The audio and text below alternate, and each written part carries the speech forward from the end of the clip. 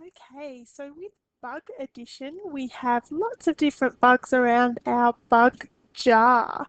And up here, we have a number sentence. And we're going to move the bugs into the jar to help us come up with our answer. So here it says 3 plus 2. So I'm going to drag in 3 bugs. 1, 2, 3. And now it was plus 2, so I need 2 more. 1, 2. And now I can count them all together to get my answer. 1, 2, 3, 4, 5. Now let's do another one. I just have to touch on this little rectangle shape up here.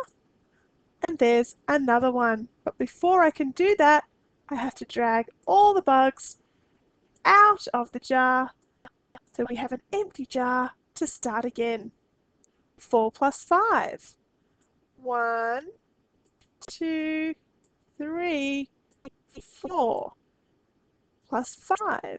1, 2, 3, 4, 5. And then we can count to get our answer. 1, 2, 3, 4, 5, 6, 7, 8, 9.